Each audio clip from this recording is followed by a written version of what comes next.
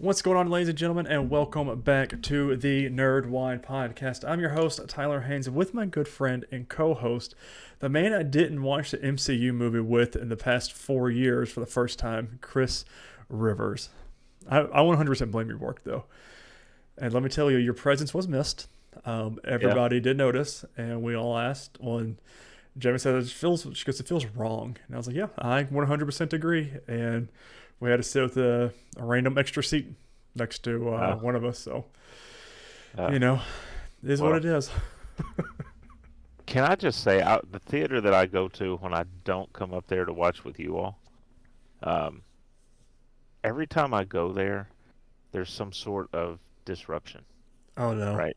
I think the last time I went was to see Endgame, and a couple had That was the their ones with the kid in kid, right? with a stroller. Yeah. This time it was a kid again. She made like 6 to 8 trips to the bathroom, I guess, and Mm, kept crossing in front of me, and I was sitting up on the back aisle again. So, um, yeah, I mm. will say this: my theater. Now it was Sunday afternoon, a noon showtime. Tops 50 people. Really? Yeah. So Hmm. maybe it's just the time of day I went. Were they a good crowd? Everybody was fairly quiet. No. We had a lot of laugh out loud moments, which is normal, I feel like, and I hope for, because I like going. That's the one part of the movie experience I enjoy is people laughing or sometimes the occasional comment just makes you chuckle. Right. But there was a lot of ooh and a lot of crying. My wife is one of them. Not A so lot of much for me. sniffles. A lot of sniffles. Um, but yeah, we'll talk about that movie here in a minute. But Chris, Yeah. how has your week been? Other than that, All right. All right. good. I mean, work's work, and you know, we had what's probably going to be our last cold snap here for Mm-hmm. a while. Finally, So, oh, God, we're supposed to be like in the 80s, but it's supposed to storm every day.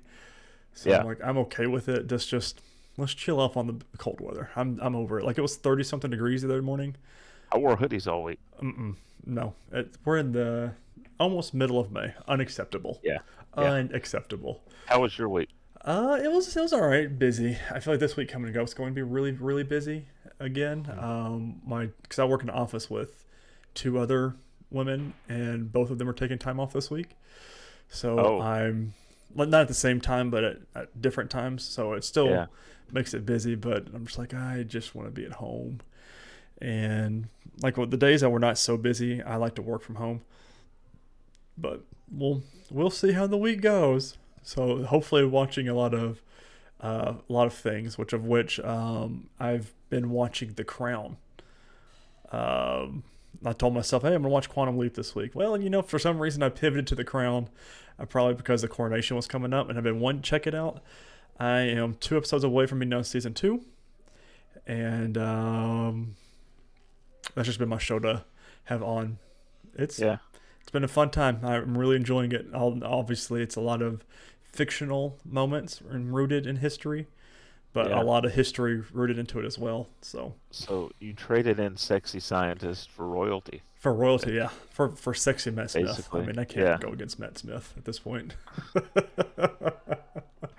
uh, Before we wrap around back, let's put a pin in that. Before we wrap back around into it, quick housekeeping. This is the Nerdwide Podcast, episode 112. Don't forget to subscribe to either our YouTube or podcasting service of your choice. If you enjoy the show, make sure you leave us a thumbs up on YouTube or give us a good rating on whatever podcasting service you use. Helps get our name out there, helps the algorithms and all that good stuff. If you don't enjoy what you see or hear, make sure you leave us a comment down below so we know how to improve the show. Can't improve it if we don't know if it's broken. On the other spectrum of that, if you want to go the extra mile, you can always go to patreon.com/nerdwide. 3 different tiers for 3 different monetary values for a week, monthly subscription. A lot of things there for early access to episodes. Tell us what you want us to watch, read, see, do, any of that kind of stuff, and be a part of the show. If you want to do that, you can always go to patreon.com/nerdwide, and it's greatly appreciated. All right, so unpinned that conversation from the TV. So the Crown watched a whole lot of. Watched the coronation. I woke up early yesterday morning. Spent my Saturday morning waking up when I normally would wake up throughout the week. just to watch the coronation. I'm a big history nerd, buff, whatever you want to call it. So seeing history being made, I really enjoy doing. Of course, realistically, this is not the last coronation I'm going to see in my lifetime, because King George is 74 and turns 75. Not King George, King Charles. And Yeah. I'm like, so realistically speaking, I'll see another one in my lifetime. But it's still, I haven't seen one since the 40s. So, I mean, and that wasn't even televised. And this was our first televised coronation. And I just thought it was really, really cool to watch and be a part of, and especially watching The Crown, which obviously got my little, what got me into it more. So I slept through it. yeah, So I think most Americans do.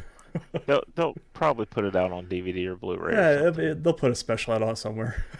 It was cool. I mean, nothing crazy. I thought like a lot of the stuff that I found out through history was on the Crown was implemented for the first time during Queen Elizabeth's coronation. Was implemented here, which is obviously should be the second time. But it was really cool to see that the coronation was televised. The first one, Queen Elizabeth was, but this is the first one in color.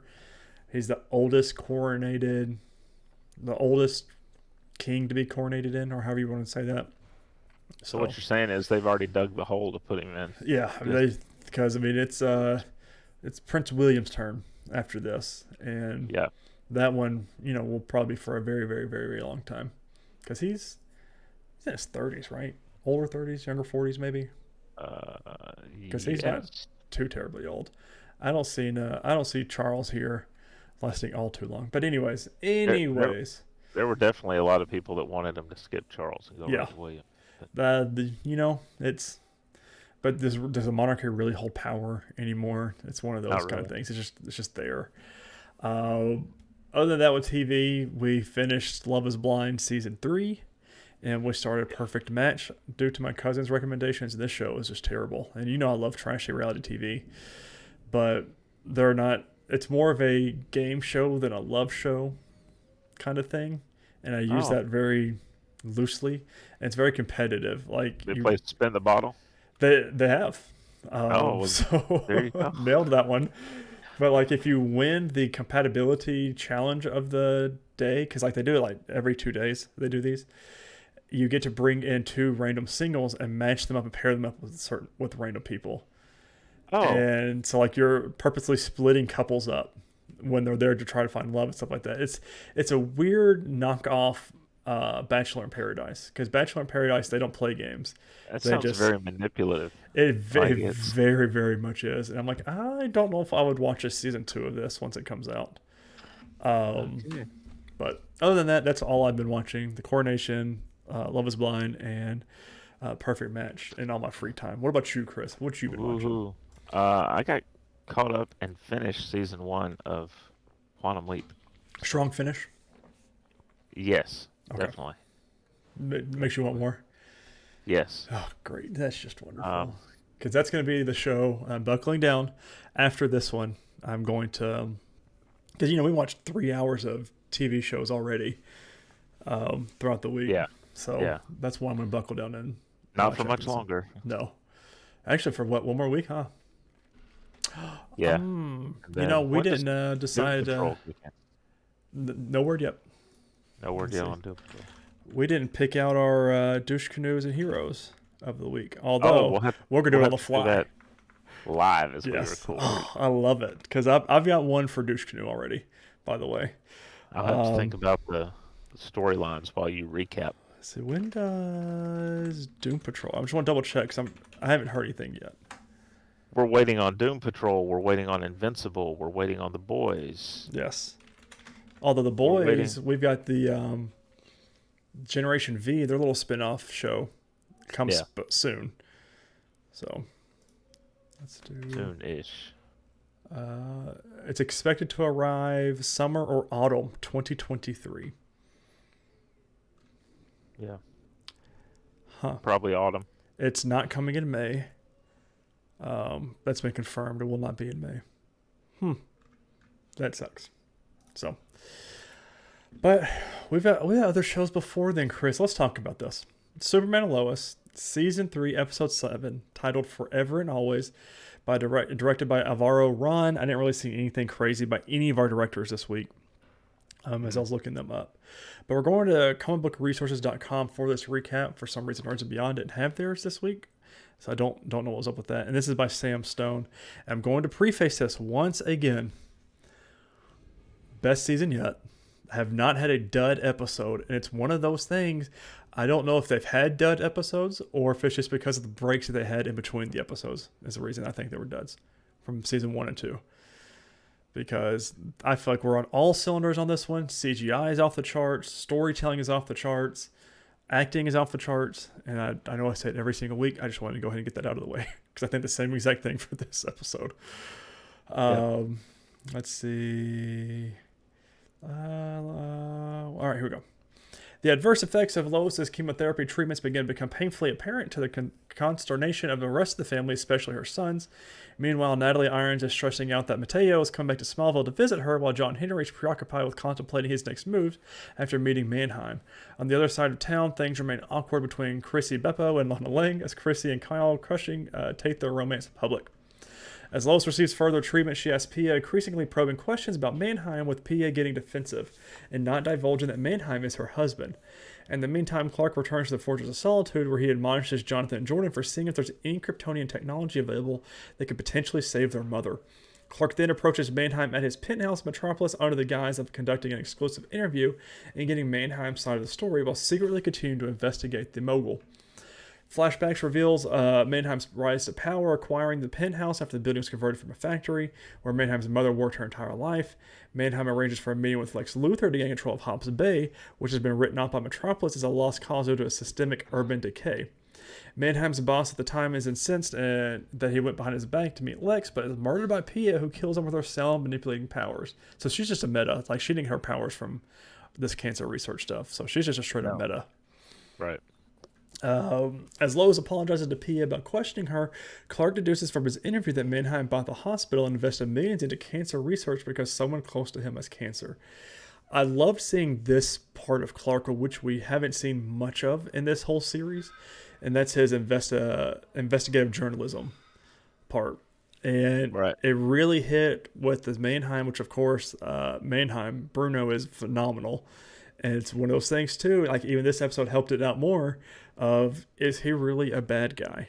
Kind of. Right. It's that, I know we've talked about it, it's the whole Lex Luthor thing. Is it, he's doing everything for the greater good.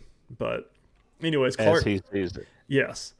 And Clark was like, oh, no, you're doing this for somebody. He said, everything else you've made a profit off of, but your hospital. And he says, because it's hard to say that it's just because you're cancer. And he says, who wouldn't want to cure cancer? And then Clark, questions him a little bit more. He goes, oh, there's someone that's sick that's close to you. And, of course, he figures out he's married, and turns out it's Pia, which, we saw last episode. Both Pia and Mannheim come clean, revealing to Lois and Clark that they are married and keeping the marriage secret so that Pia could avoid receiving the same judgment her husband has endured. When Clark and Lois return home, Jonathan vents his frustration about Lois keeping her will and goodbye letters from him and Jordan, accusing Clark of not understanding humanity because of his Kryptonian heritage. Beautiful, beautiful scene, like right there out front. It's just, the new Jonathan actor is great. He says, you don't get it. He goes, you're not human like Mom and me. And then we have the whole, I don't think it's not here in this article, but the end where he's talking to Jonathan. He goes, you are part Kryptonian. He says, but you're also human. And it was very, very good, like very homey and very family friendly oriented. I feel like this episode overall was about parents and their relationship with their kids more than it was anything else.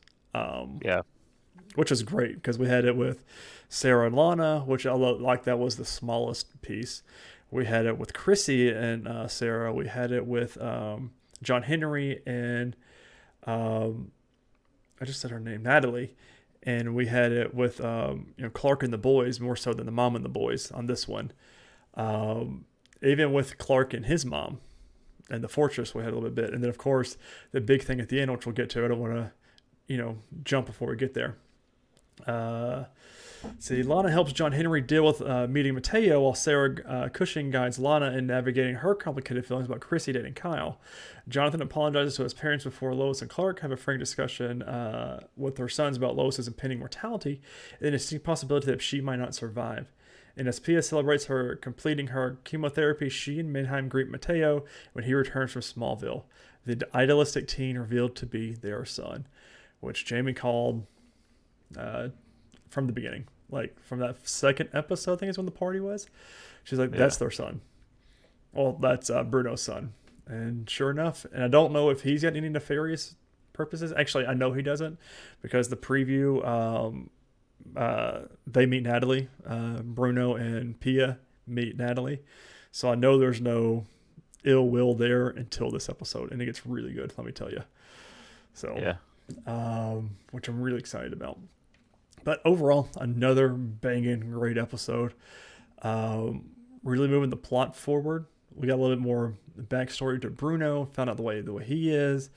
Pia is a meta. She's not a cancer drug side effect thing.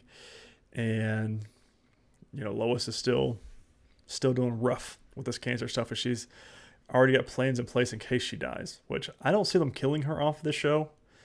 But I am still leaning towards, because Bruno kept asking that question that we talked about last week of, what would you do to save Lois? And I think you had the theory of she's going to get Clark's blood and cure her cancer and everything. But they touched on that some this episode with Bruno asking Clark that, and then the Kryptonian medicine stuff. He said, if we cured her, it's not right. We can't cure everybody. It's just one of those. I wonder if there's enough Krypton, because they make a point of, like you said, he tells Jonathan, "You're half Kryptonian." Mm-hmm. I wonder if there's enough Kryptonian blood in Jonathan for him to give it to his mom. Right, and to be able to transfuse it that way. Yeah, because it's blood related and it's got the Kryptonian cells in it. It's a good point. It's next week's episode's gonna be really good. Just letting you know, there's a firefighting scene. There's the scene in that restaurant that they own now, and I don't watch the previews for these, so it plays after because I've got it recorded on YouTube TV, so it plays immediately after. And I can't just stop it. I'm like, oh, so it's one of those. This next episode is gonna be a treat, and I think it was a great one. This is not the episode that I had the douche canoe of the week yet.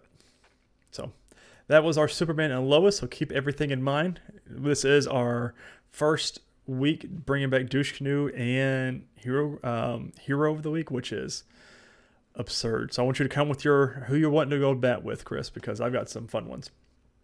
Gotham Knights episode 7, Bad to Be Good, directed by Avi Uabane. Again, nothing really directed a whole bunch of anything. Going back to nerdsandbeyond.com by Mal. Let's see. Episode 7, Bad to Be Good, opens in a dim room with a masked intruder dropping from the ceiling.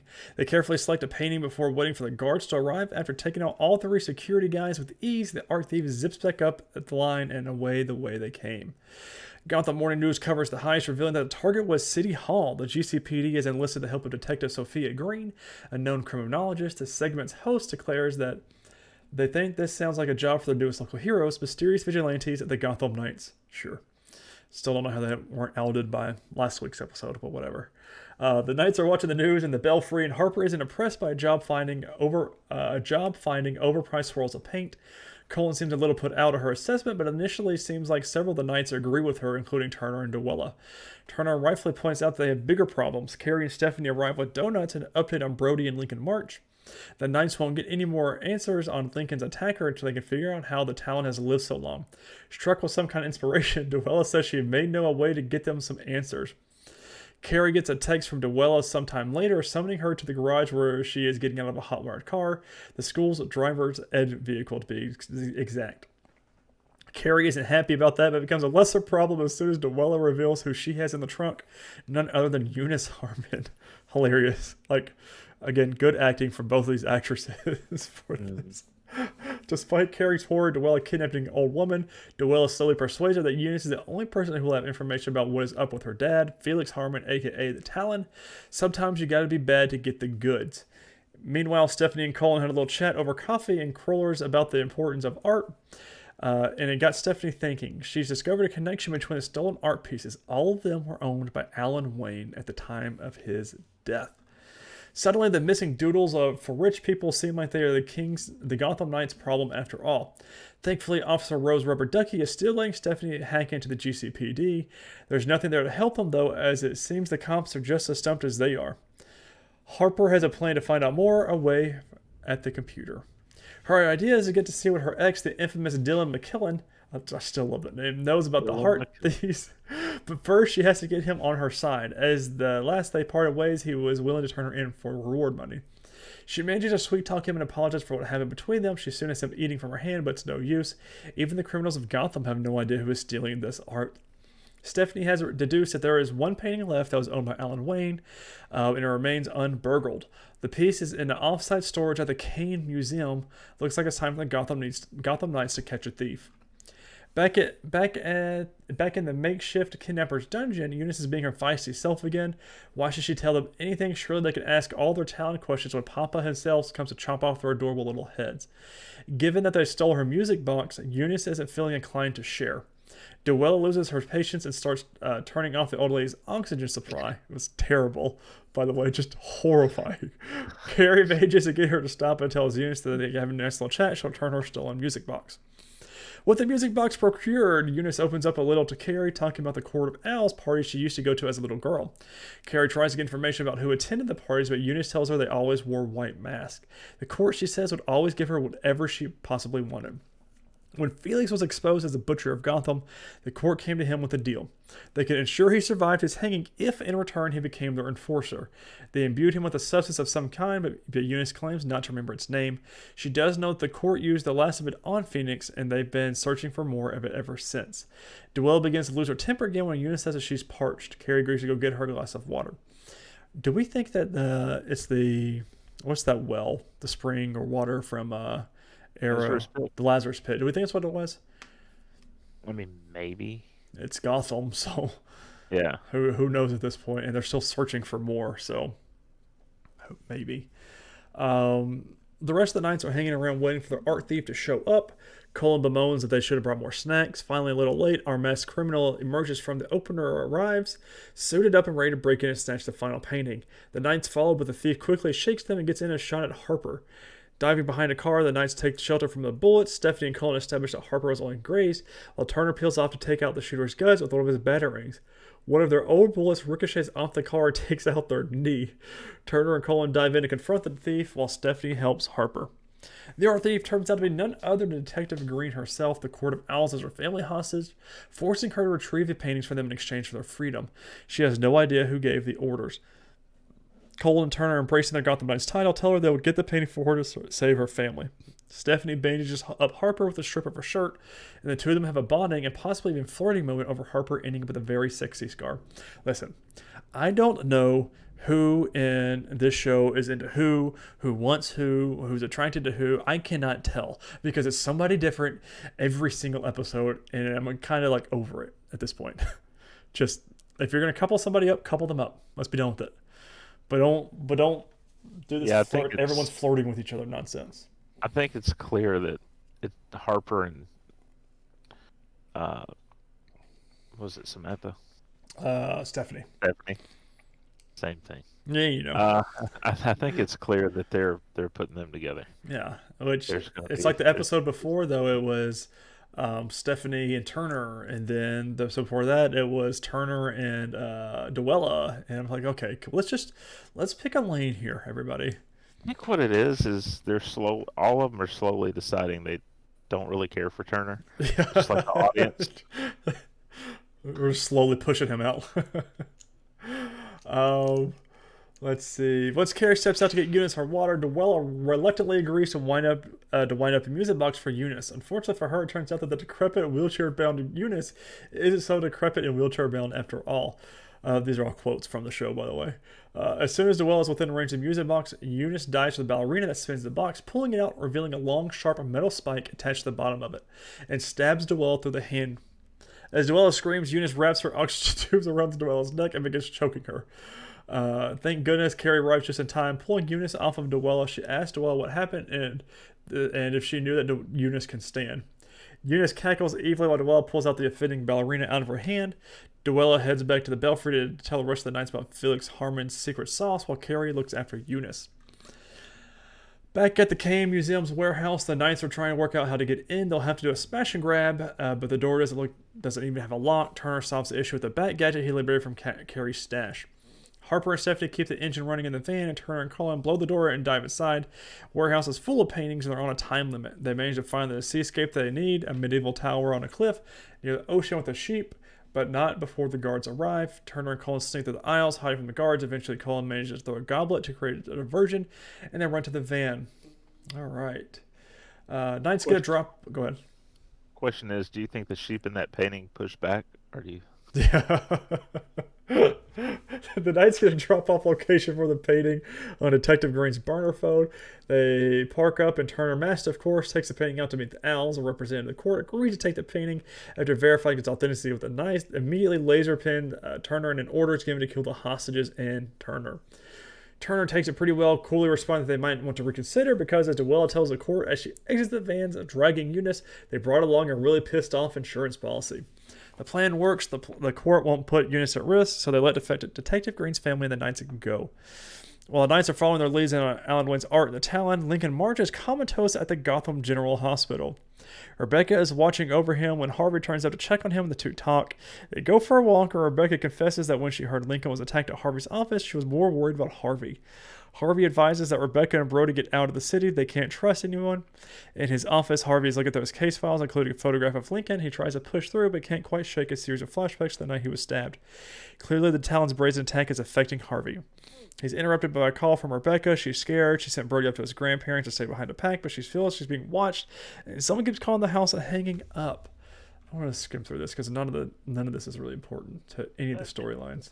Was it just me, or did you also think that initially when she said she was getting these strange hang-up calls that it was going to be Harvey's other personality? Yes. I had that thought, and that the same people I thought she was faking it because she's a part of Court of Owls. But I still think she's a part of it. Let's see.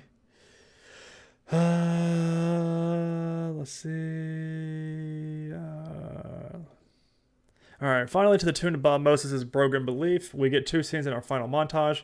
Harvey Dent returning to his office to find Cressida waiting for him, a group of masked owls setting to the fire to the paintings they had Detective Green and the Knights burgle for them.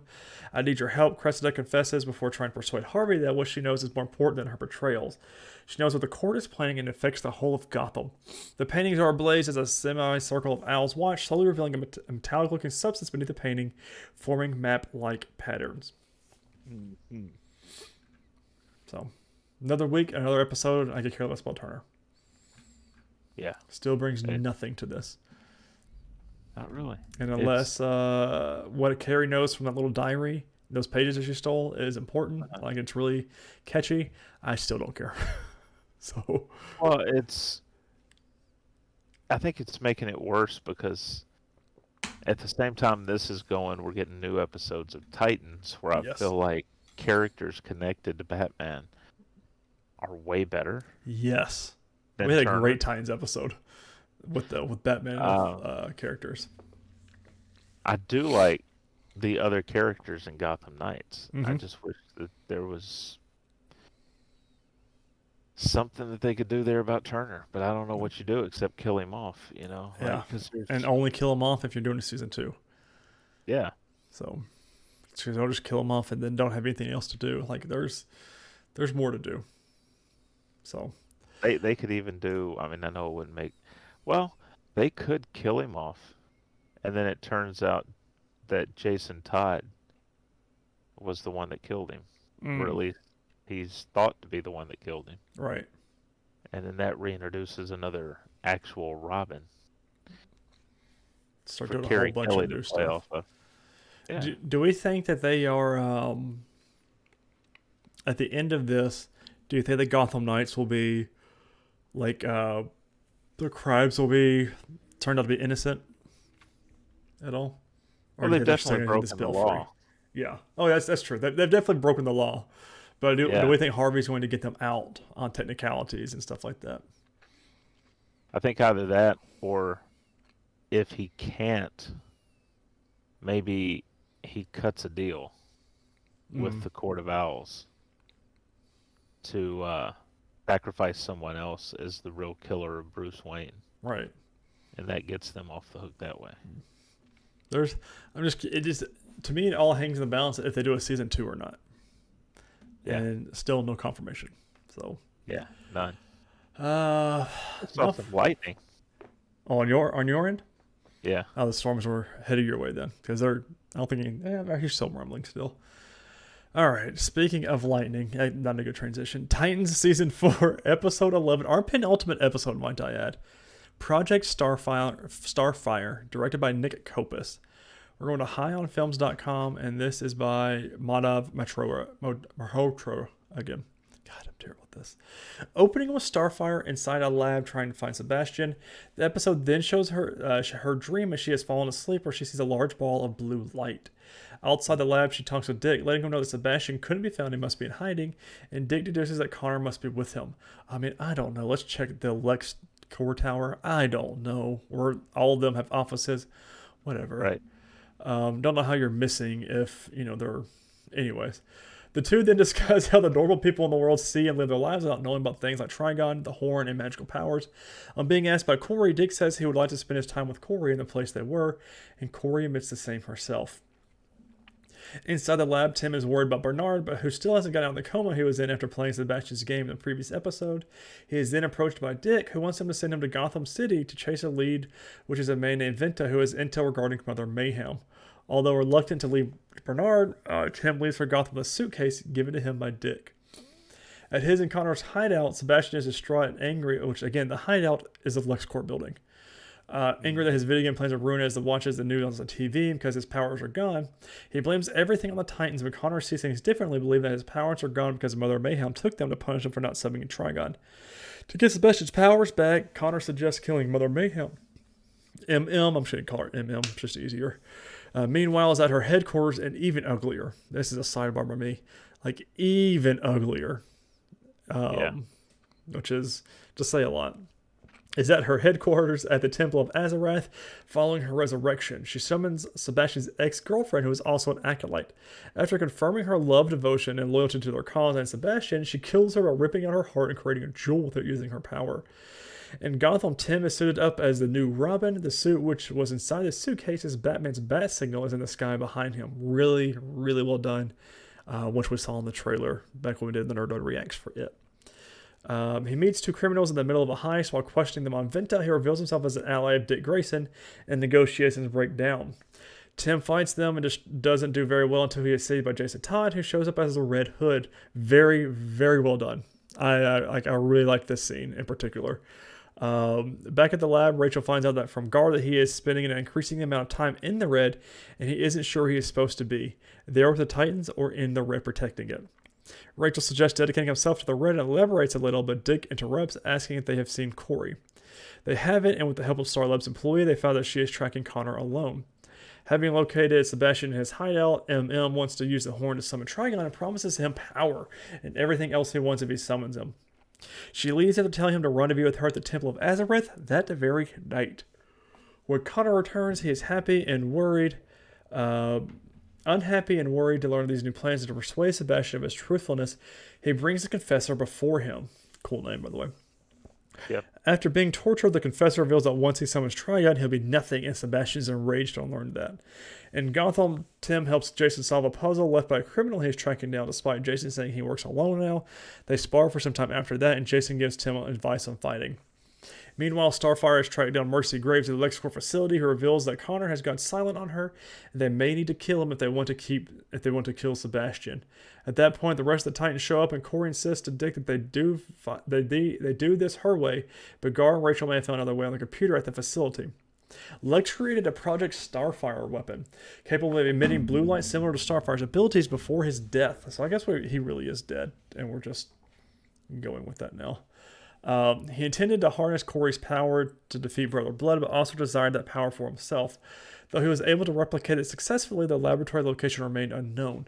The information is encrypted within files that the Titans took from Mercy, who is trying to delete them, and Connor also possesses them, having been given them by Mercy earlier. At their hideout, Sebastian drinks the Confessor's blood to regain his magic. Very gross. On Connor's suggestion, as his blood was charged with MM's magic, and their plan works as Sebastian regains his powers. Jason doesn't intervene in a gang fight on purpose so that Tim can learn by doing and truthfully understanding the danger of the job. Tim leaves without finding a lead on Venta, albeit with a new bite given him by Jason. Dick then calls Jason and is revealed that the whole exercise was for Tim to understand the better how to be Robin, with Venta being a concoction for the same. Jason tells Dick that Tim would be a better Robin than he ever was. Again, I loved having Jason Todd back. I know this was the last time we'll see him, and I think it was very, very cool of them to have him back in an episode. But does that mean we're going to get any cameos for the very finale from our old heroes? Like, do we see Dove back? Do we see Donna Troy back? I mean, I feel like we have to.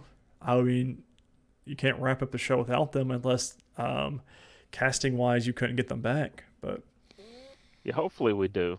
Because you got to do them justice. I mean, you can't just have them right off. Hey, we're going to Paris. Okay. I would say it's got to be all hands on deck for the battle that they're going to have to fight. Because Trigon's, he blew the horn, and Trigon is coming back. Yeah. So I feel like it's a team event, and I hope that's what happens. Let me put that way. Dick and Corey locate Project Starfire Lab with Gar and Jason on standby, supporting them in their truck nearby. They find Connor already there, who apologizes for all his mistakes, explaining a need to prove to Lex, Superman, and Dick that he could stop Sebastian and his mother by himself without any help. Dick welcomes him back after hearing him out and getting confirmation that it was Connor who helped them stop the game in the previous episode. The Starfire Project sphere was discovered by the three, and though it was fully constructed, it lacked the necessary energy source for activation. This energy source was identified as Starfire's blue light, and so the Titans made the decision for Corey to provide the necessary energy while the rest of them worked to stabilize the process. Corey successfully infused the sphere with her powers, but the transmission proved to be unstable and highly dangerous. As a result, Dick intervened to cut off the power before it could escalate. The process remained incomplete, leaving the Titans to hope that it would be enough to defeat Sebastian. Why did he stop? You've got a Superboy clone who can't be damaged, and Starfire, who it's essentially her own power. Yeah, but remember it said that what do they call it? Sort of the way that the future was written, the way that they were going to beat Trigon or stop him was for her to basically die. Just letting her full power out. Gotcha. And Dick doesn't want to lose her because he's putting himself above humanity here. Yeah. I mean, that's where Bruce would have told him easily, you got to let this play out. After Connor takes the orb to the Temple of Azarath with Sebastian, they meet with MM. Sebastian chooses to believe Connor, and together they confront MM. Sebastian kills his mother with a horn, which was very well done, and finally, might I add, it absorbs her powers for himself, which is very, very cool. Him just sucking that all in all at once. Connor then attempts to kill Sebastian with the orb, but the attempt fails, and Connor is defeated instead. The episode concludes with Sebastian blowing the horn and summoning Trigon once again, as Corey recognizes that she alone has the strength to put an end to all of this. Word. Connor's not dead. I don't know. They're trying to say that he was, and I'm like, just because he's underneath the fake-looking rocks, which were terrible special effects, might I add. It had his eyes open. I was like, okay. Not the best episode, I feel like. I think it's one of the lowest ones this season, which is okay. We were due for one. But not a good spot for it. No. No. But it's, put the plot forward. We got Robin's got his bike now. He's got his super suit. Brother Blood's got his suit, which I really, really loved, straight out of the comics.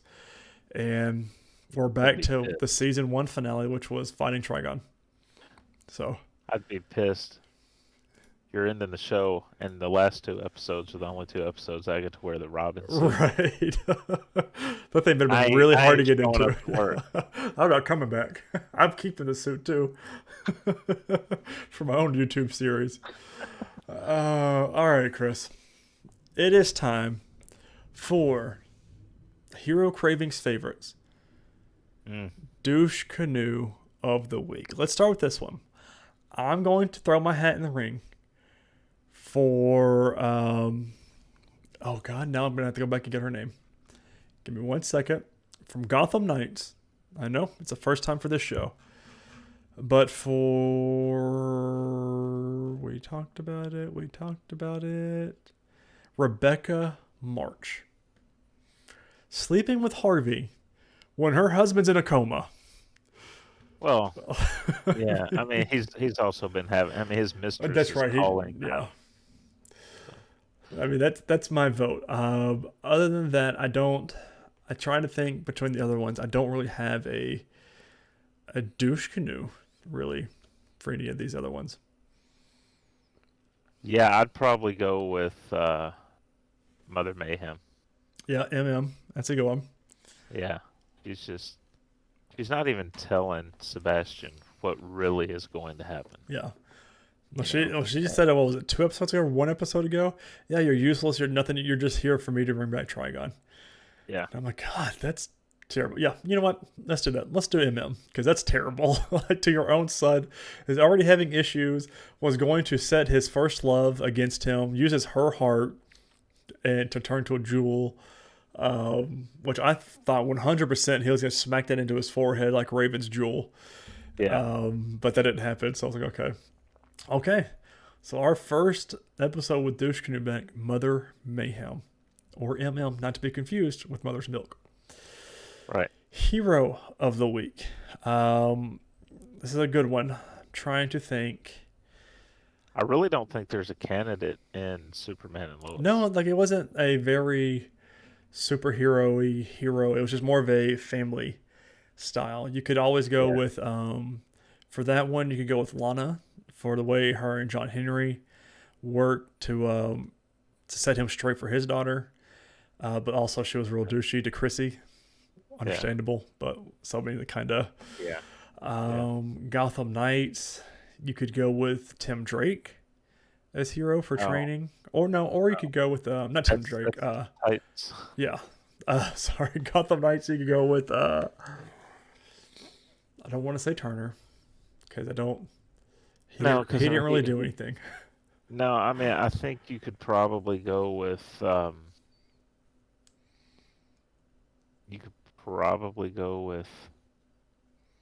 might have to do like the team as a whole, just the Gotham Knights. Yeah, the GK, because they all worked individually and achieved it. Well, and they saved saved the family. Yeah. Save the cheerleader, save the world, which is terrible to say with the week we just had with the writer's strike, but terrible callback. Gosh, what a show. Yeah. We should go back and watch that one. Yeah, really should. I've got them all on Blu-ray, so. Oh, see, we can go back and watch it during these slow weeks. I've actually got 2 sets, so. Yeah, how do you have 2 sets? Just I ended up picking up another edition. No, don't worry about it. Okay, so the Knights for Gotham Knights. Titans, I could argue the fact of... You could argue Starfire. You could argue Starfire. Being willing to sacrifice yourself to... Yeah. You could argue Starfire. You could argue Tim Drake actually being a hero and solving the case for Jason Todd.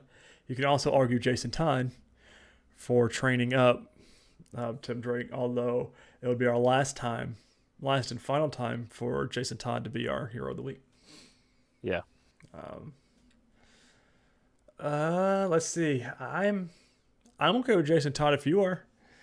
I'm okay with it. All right, listen. I like doing this live, by the way, because we discuss it and have discussions around it. I like doing this live because back in the old days, listeners and viewers, we did it. We talked about before we aired the show of who our douche canoes and heroes were. But I like this. Okay. Conversational. Yeah. Let's do that. Let's do that. Okay. So our douche canoe of the week was Mother Mayhem. Mother's Milk. And our hero for the final time is Jason Todd. All right, that is it for our weekly recaps.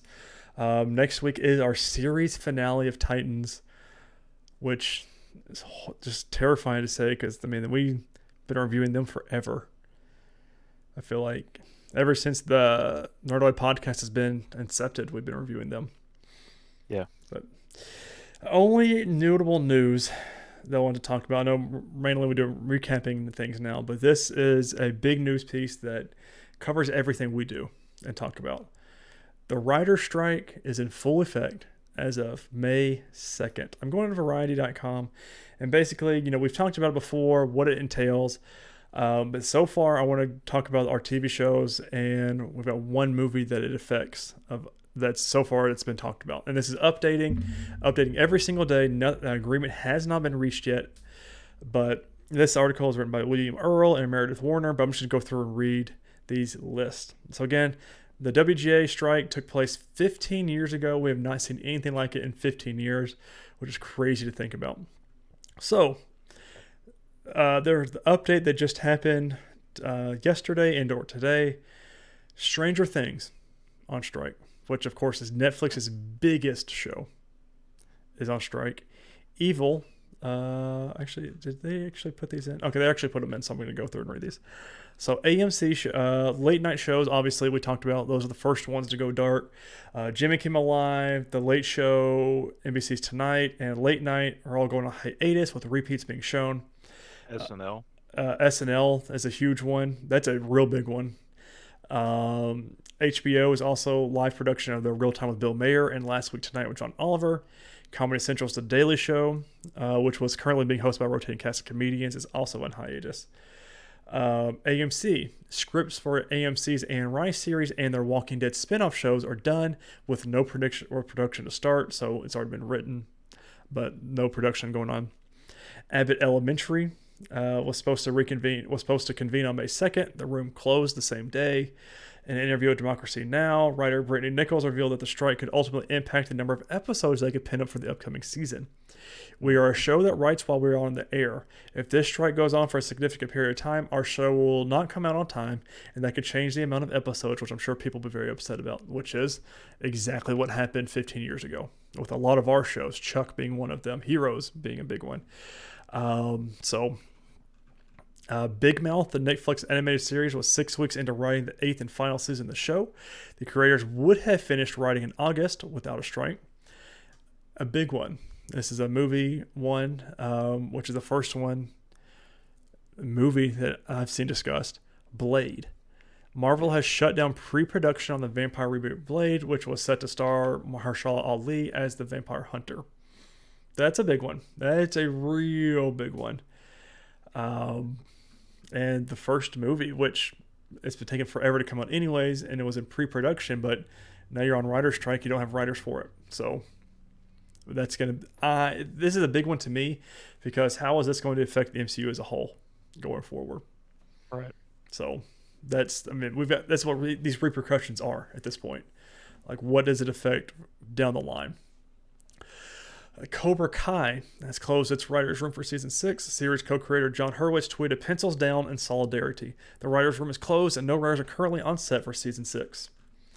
Evil production on season 4 of the Paramount Plus series wrapped earlier than anticipated as filming was impacted by a cast member's departure for a personal matter and now picketing for WGA.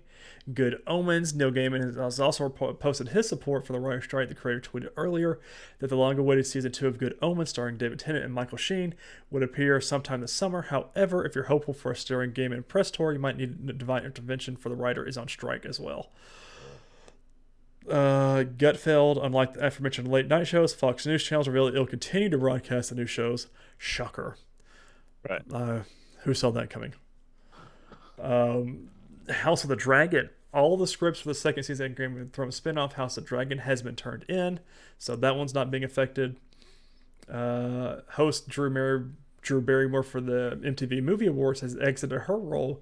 So she exited due to the strike. Let's see. Rings of Power will move forward with production. Oh, so this is one that kills me here. This is a good one. So Lord of the Rings Ring of Power will move forward on production on the second season, though, amid the ongoing strike. But the Amazon Prime Video show will not be using the services of executive producers J.D. Payne and Patrick McKay, who are also supporting the guild on strike.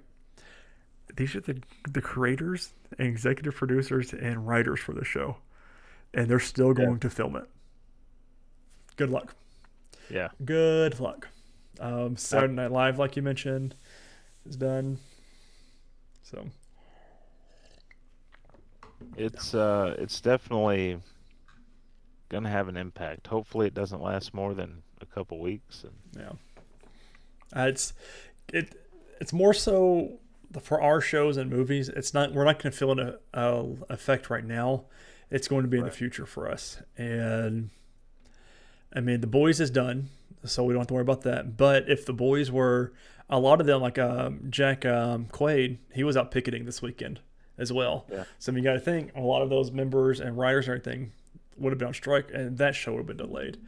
I'm sure we'll see some delays with it, but it's already filmed, so. But oof, not good, and they just need to pay them, and I don't understand why CEOs keep getting richer and fatter, while the people that make them the money don't. That never made sense to me.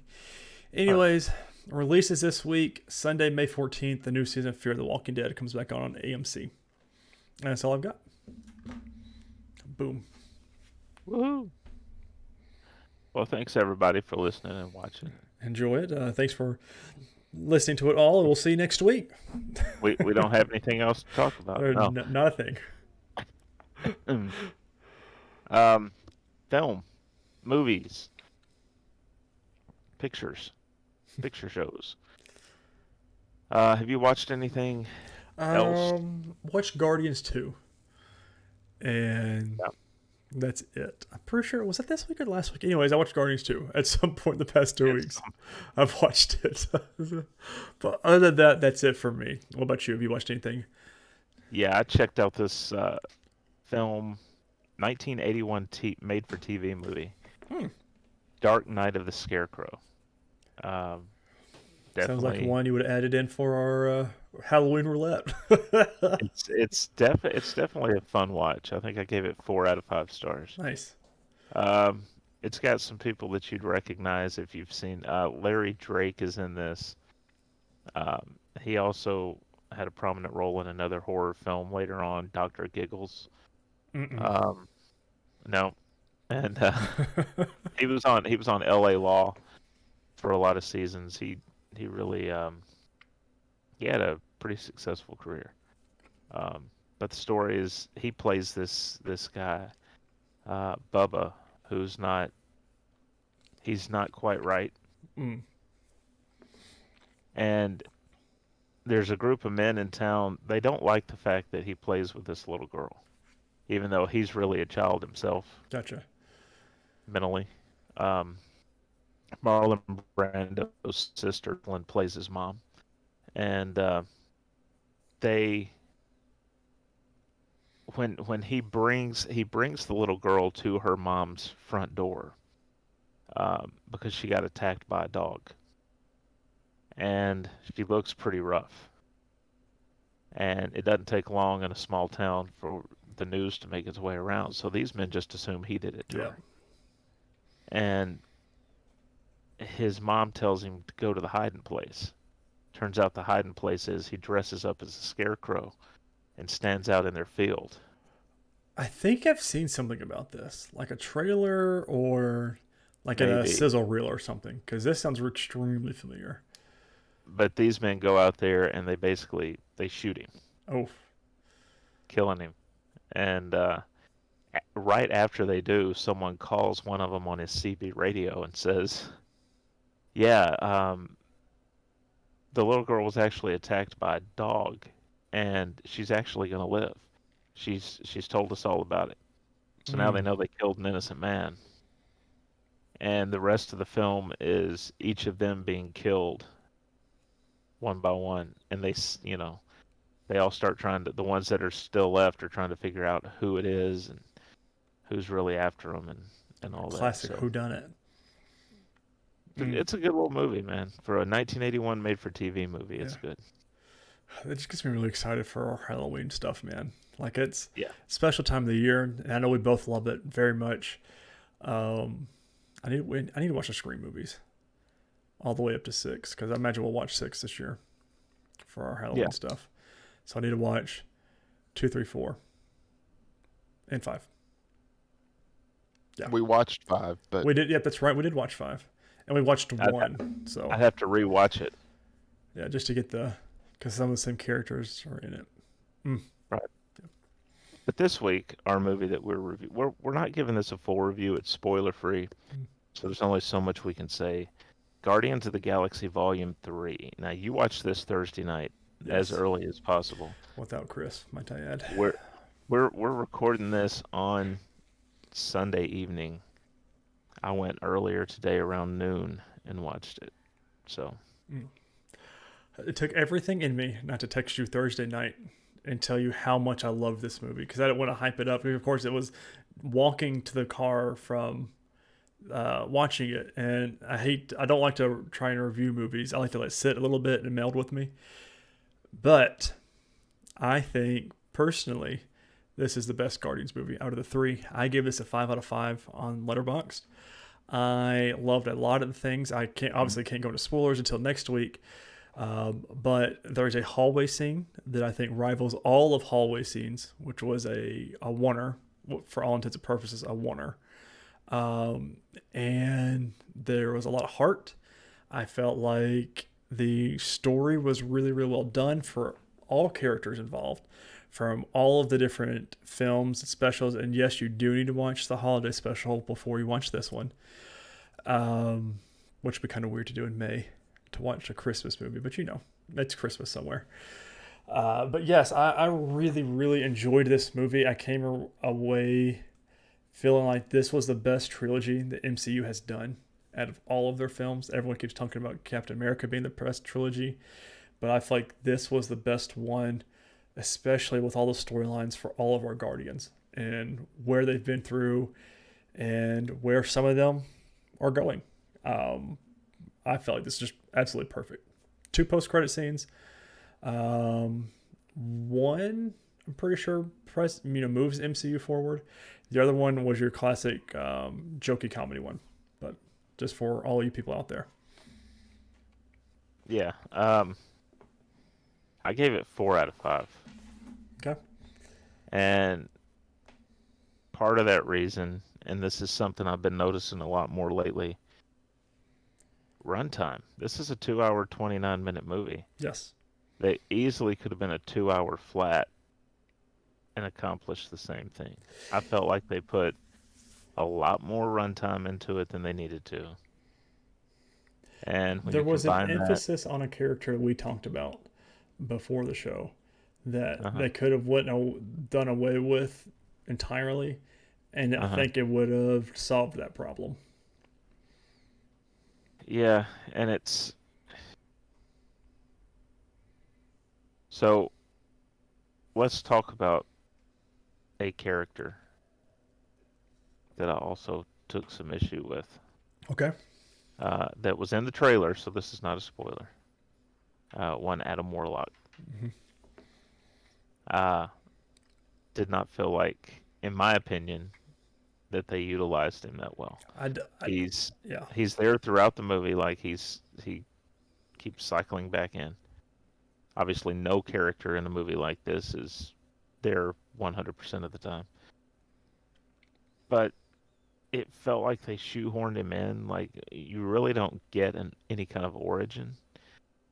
You don't get any development. Mm-hmm. It's just, hey, he's here and he's going to occasionally pop up and tilt the scales a little He's bit. a big throwaway character for this movie. And Yeah. I just don't. But I still love this. Perfect movie by any means? No. Like, if we graded this out of a 10-point scale, I'd probably put this like at a 9. But we do a 5. So, and I feel like it was a great movie and a great ending to the trilogy that is Guardians of the Galaxy. The end credits, like as the credits were rolling, got me. I don't want to say anything because it's not really spoilery, but some people could call it spoilery. But the credits stuff got me. which is very good. This is a great ending to the Guardians as we know it, and a great ending for James Gunn to the MCU. Because I mean, this is it. This is all we're going to get from him from the MCU for at least the next 10, 15 years. It's just crazy to think about. There's definitely a lot here that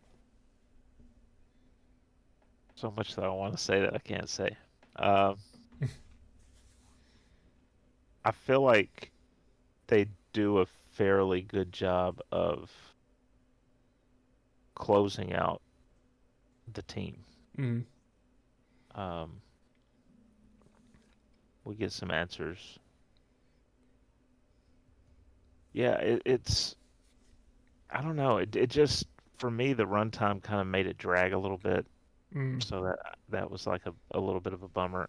I didn't have, as we talked about earlier, I didn't have an active crowd Yeah. in my theater, which probably contributed as well. I mean, the person that kept getting up and crossing in front of me was active, but Found out. So is their bladder, apparently. yeah, apparently. Well, they hadn't finished growing yet, so Yeah. I guess that's um, Well, what about kid-friendly movie? Do you think children under the age of 10 or 12, let's put 12, should be watching this movie? Because there were some no, no. brutal and I would say animal cruelty type scenes that were rough for me as a 29-year-old adult to watch. I would say PG-13 on this. Yeah. This is not one of those Avengers movies to take your kids to go see. Yeah, because I mean, there's a lot of talking animals in Mm-hmm. this, and kids love talking animals in movies, and some of these meet with very Mm-hmm. grim endings. And very horrendous. There's a lot of there were a lot of yeah, okay, yeah. I'll put it this way: if you have a youngster, right? I sound really old when I say that, but if you have a youngster that you have not had the talk with yet about life and death Mm-hmm.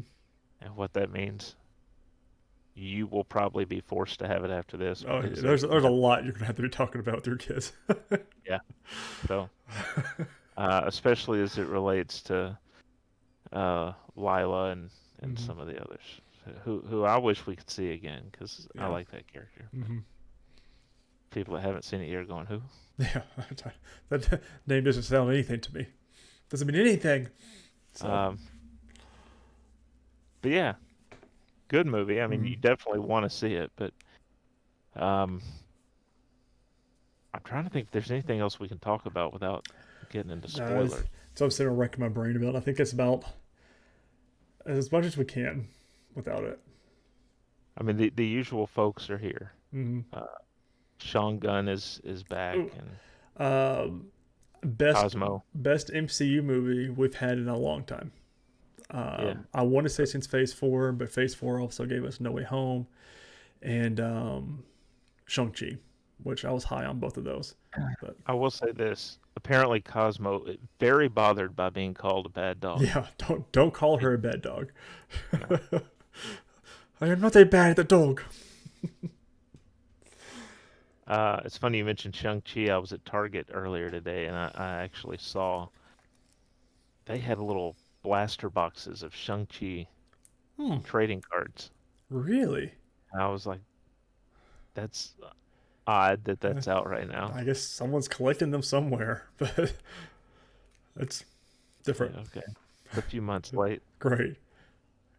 Uh, but yeah, I can't think. The music's good as always. Yes, a lot of people had issues with the music. I thought it was Um, very well done. I'll say this about the end credits. I liked the fact because they know they're ending the Guardians Hmm. for at least for now. The team went through a lot of different lineups over the years, so who knows? Uh, but we get images from the past movies and stuff, Yes, very and, well and done. so that's nice. Invokes that But nice emotional reaction that they wanted. yeah, so there are two scenes, one mid-credit, one post-credit. So I think Volume 2 had five. Yeah, Volume 2 had a lot. Yeah, so So you don't. Your bladder will thank them for only putting two in. Um, but I think that's all. Yeah. Because there's CGI looked good for the most Yeah. part. Again, the best it's looked in the MCU in a while. And I'm very critical about that. And tried looking at Swole Groot, whatever you want to call Groot. Looked great. I thought, there's one point, remind me to bring it up next week, that blows my mind. And I absolutely love James Gunn for doing it at the end of the movie. And I'll tell you about it when we hit stop recording. But there's one moment that I thought was one of the best ways to do it. And of course, he's addressed it on Twitter. So don't get on Twitter if you haven't watched this movie yet, by the way. I will say this. If you're going to listen to next week's show, make sure you've seen the movie first. Because there's some stuff that we're going to talk about that's going to project forward. And you need to see this movie first before you hear that. You see this movie, period, anyways. It's great. I mean, hell, Chris gave it a 4 out of 5. I gave it a 5 out of 5. That's still a great movie. So yeah, go watch that bad boy, especially if you're listening to this show. Period. So that's all I have on it right now. You have anything else you want to say? No, I'm good. I'm ready for next week now. Ready to get into the finer details. Tell you, we may have to start recording that segment. I'll inserting it in. Yeah, because I like that. You want to talk about it while it's fresh, and right. And waiting another week can be torture. Mm-hmm. Next week's movie, so we'll have the spoiler discussion for Guardians of the Galaxy, but we're also going to review Air. Really excited. Having a lot of high expectations for this movie. On Amazon Prime. This is the one about Nike signing Michael Jordan to the shoe contract. And it comes on Friday the 12th, by the way. A little bit of a different genre from Guardians of the Galaxy. Yeah. But, I mean, Jordan made Space Jam, so what do you know? Yeah, so what's the difference? Outside of that, Tyler mentioned earlier in the news that Blade has been delayed because of the writer's strike. So we'll see. I wonder if that's going to be our only MCU project that's delayed, though. Well, the Marvels is done. Mm-hmm. Done, ready, right. Ship it. And I think they've already done at least 2 other shows, right? Loki's done. Yes, Loki is done. I forgot about that. So we should be good for the year. I thought there was another show. Secret Invasion, but that's is that in June? That is in June. I thought we had another show. With What If? No word yet. Season 2 of What If. So that might be affected. I Yeah. don't think they've started doing it yet. What if the writer's strike never happened? Yeah. What if that's the whole season 2? Right. Like you start watching the episode and it's what if the writer's strike never happened? Just the whole season. and that's it. Just the title card with that, and then in season 2 shows Blade in it or something, and so that is all. There's no new releases that are notable this week or anything like that. So. Mm-hmm. Now, Chris, before we get into this, I have to know, have you played anything exciting this week, video games wise? No, just my typical. So Destiny came out Tuesday, Guardians games. I'm back in on it. That's no surprise. That just is what it is. It's a new seasonal thing. I've got I think it's 20 days or 14 days until our next season of it. But I know I started last week. We talked about it briefly. That I played Star Wars Jedi Survivor. Can officially say I have beaten the game as of this morning. And the technical bugs are so damn frustrating. Yeah. I played for a while yesterday. It was Nurse's Day. My wife said, hey, take the day, do whatever you want to do tomorrow. Yesterday. I said, okay, I want to play Jedi Survivor. It's addicting. It's a very, very, very good game. So I was like, I want to try. I just want to play. I didn't expect to beat it this weekend. I just want to keep playing it.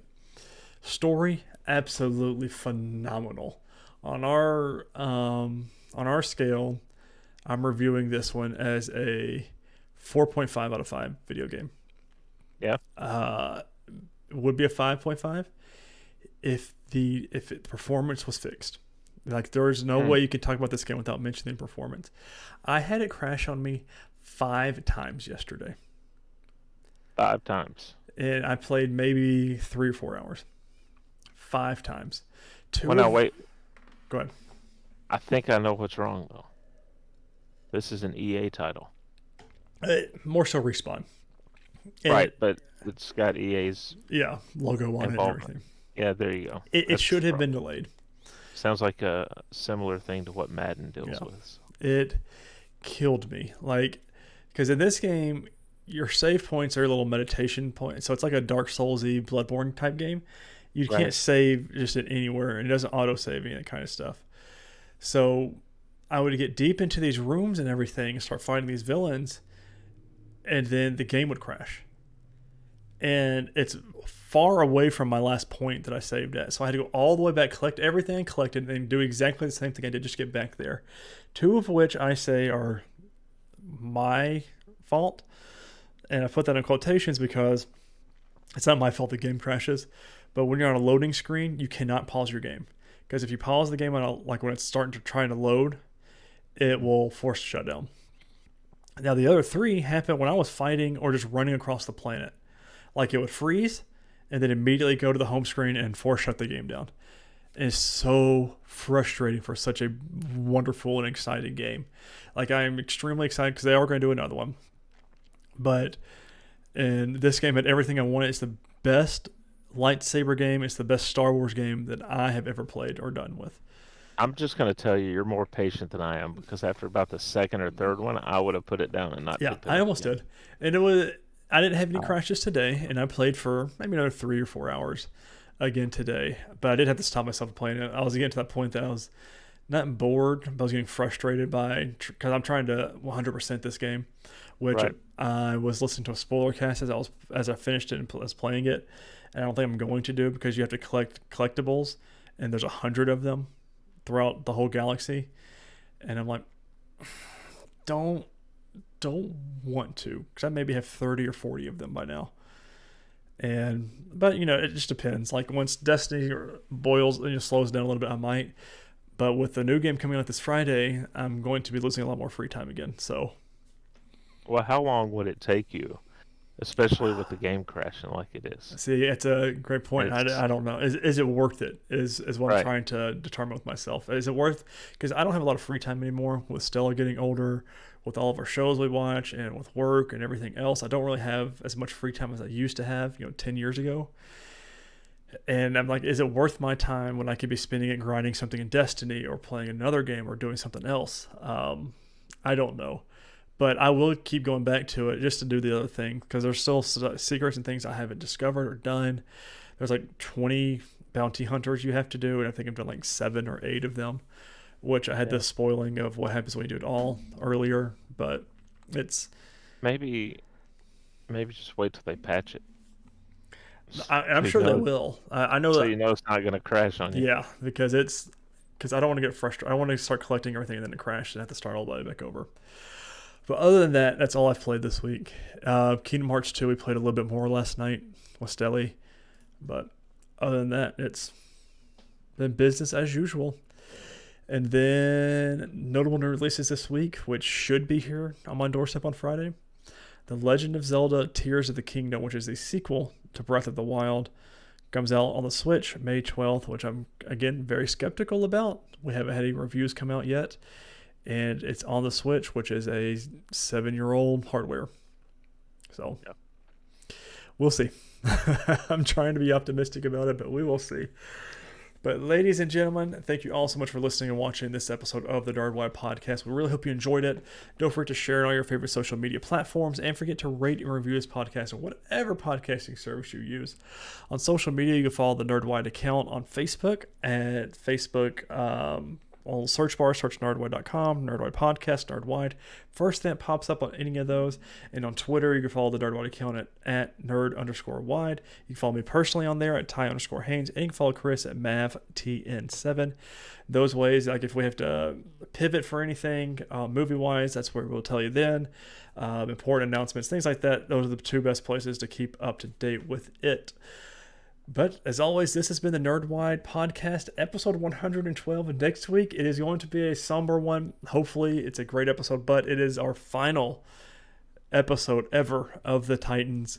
So make sure you're tuning in there. Hopefully, it's a great episode, personally, because I don't want to go down on a low note on this show when this season's been really great. So we will see. But ladies and gentlemen, we'll talk to you then. Until then, stay safe, stay sane, and stay super. Later, guys.